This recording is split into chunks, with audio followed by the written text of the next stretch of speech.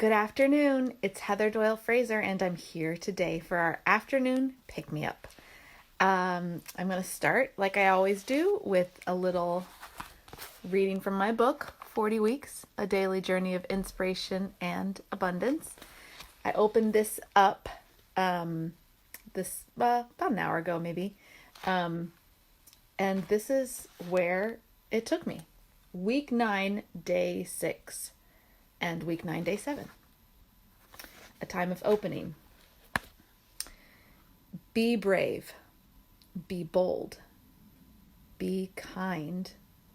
Be compassionate. Be thoughtful. Be intentional. Be you.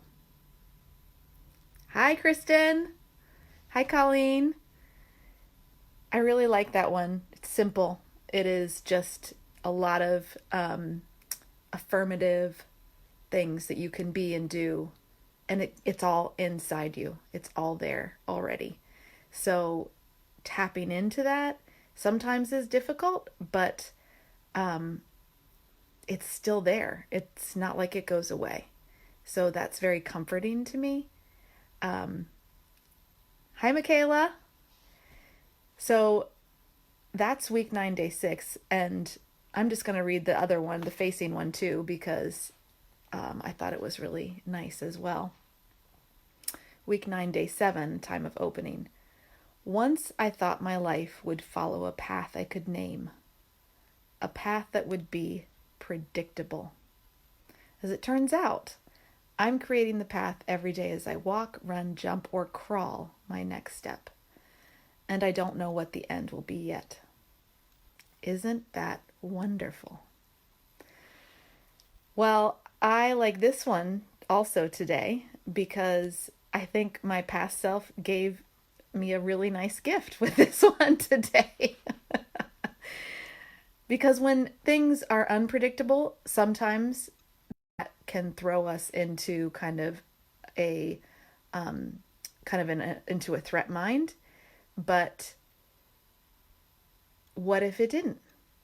What if unpredictability was kind of nice? What if it was a surprise? Now, there's lots of surprises that aren't great, and we're in a difficult time right now. But looking for a little bit of the beauty in the unpredictability is something I'm going to put my energy towards. One thing I thought of yesterday as I was walking, I'm here in Ohio, and so spring in Ohio is some days really beautiful and some days really not so beautiful. And we had a couple of really gorgeous days over the weekend. So walking my dog was just amazing. I opened all the windows, I opened the doors, I let all that fresh air in. I sat out on in my backyard for a little bit to eat my lunch one day, and I really was enjoying that nice weather, right? So then fast forward just 24 hours, 24 hours, and it is 45 and gray and really windy and cold. And I was like, whew, when I was walking my dog, I'm like, wow, this is cold.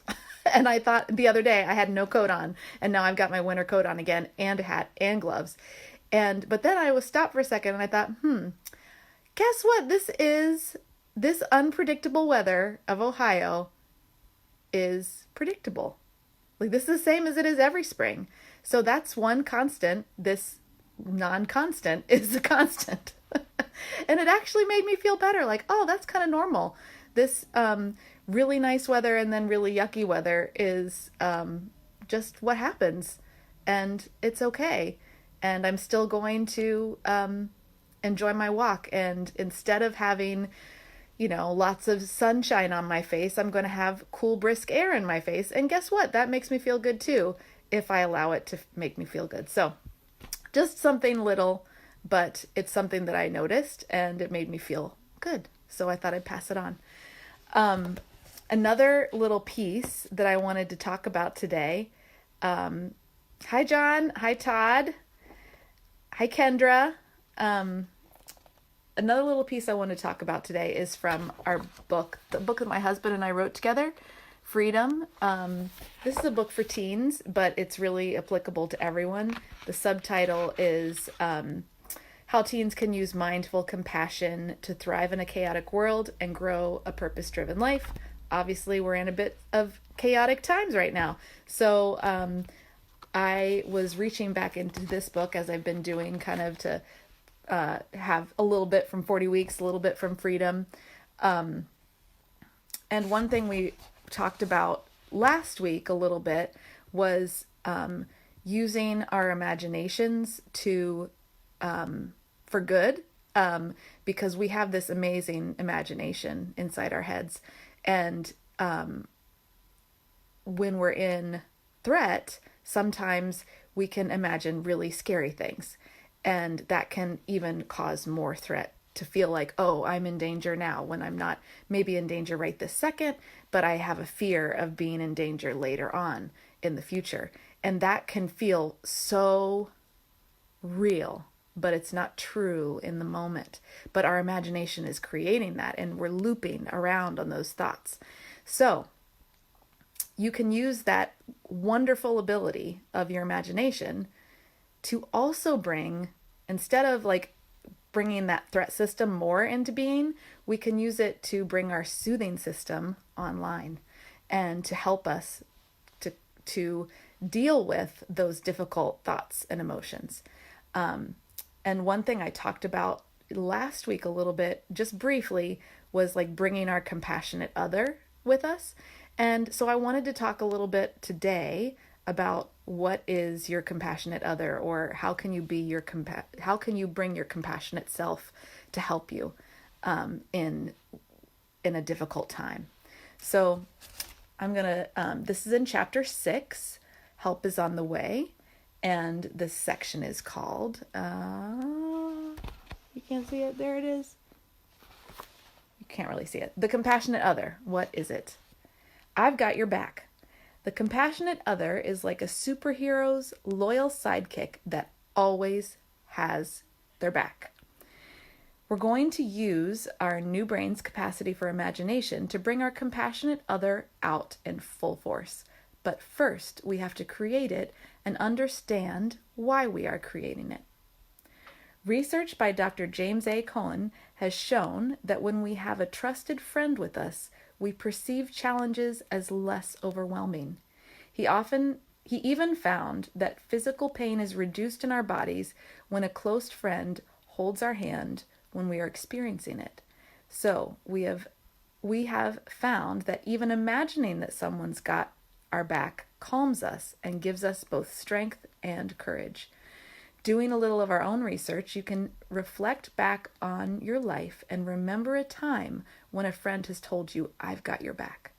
Or when you had a deep sense that they did, even if they didn't say it out loud. Or when they said, I'm here for you, and how great that felt. That's why being in contact with people right now is so helpful in terms of virtual contact, phone, video conferencing. That is really, really helpful to know that you're there for someone and they're there for you. And that's why we've been talking about checking in on people and really using your social network in a virtual way to be there for each other. So this is the practice number 6, creating your compassionate other. Compassion-focused therapy has created the idea of developing our compassionate other. So I'm going to ask you to close your eyes on this one, if you're willing. If you don't feel like it, that's okay too. You can keep your eyes open and watch me. But if you're willing, close your eyes and begin some soothing, deep breathing. That's inhaling for 3 to 5 seconds. Exhaling for 3 to 5 seconds, finding that rhythm that feels good to your body. So let's just do that a couple times.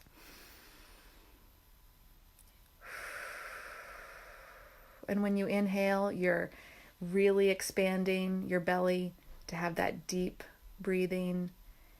And exhaling like you're blowing out a candle.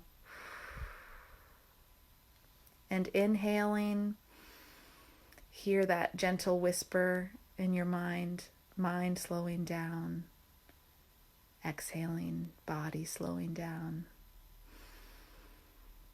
Mind slowing down.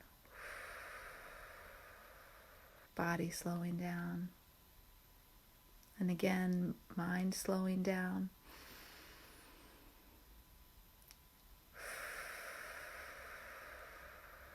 Body slowing down. Slowing your breathing down slows down the mind and the body. Now, once you've found a comfortable pace for your breathing, bring to your mind an image of a person, animal, or being that would accept you just as you are. Remember, we are just imagining. If you have the thought that a person like that doesn't exist, you can allow yourself to let go of that thought. We're just using our imaginations. Think about your compassionate other in detail. What does the image of your compassionate other look like? Is it human or animal? Is it young or old? What are they wearing? What colors are associated with this image? Notice the qualities of this compassionate other. Understanding, non-judgmental, warm, wise, kind, mature, loving, steadfast, loyal, playful, attentive, caring, and whatever else comes up for you. Now imagine that you meet your compassionate other in a place that represents safeness, calmness, and beauty to you. Notice the sounds, the colors, the smells, and the feel of this place where you meet your compassionate other. Just let that sink in for a second. Imagine as you walk towards your compassionate other, you feel a sense of warmth. Let that warmth just surround your whole body. Imagine your compassionate other hugs you and that you can feel their love all around you. Let the warmth, love, and sense of protection soak into every cell of your body. By visualizing and imagining our compassionate other, we are tapping into our mind's ability to activate compassion that soothes us. As we are soothed, we can find the strength to do what's important to us. Being soothed by our compassionate other imagery greatly helps us to tolerate the distress we are naturally experiencing when we are moving towards what is important to us. So that's the little practice. I hope that it helped. It made me feel good just reading it. And if you want to hear that one again, obviously you can listen to this video again, but it's also available for free on our book website, mindfulcompassionforteens.com. All the practices are there on audio, so if you'd like to close your eyes and listen, it's easy to do. And I hope that that gave you a little bit of renewed energy and sense of well-being today. I will be here again tomorrow, and I hope to see you too. Have a good one. Bye.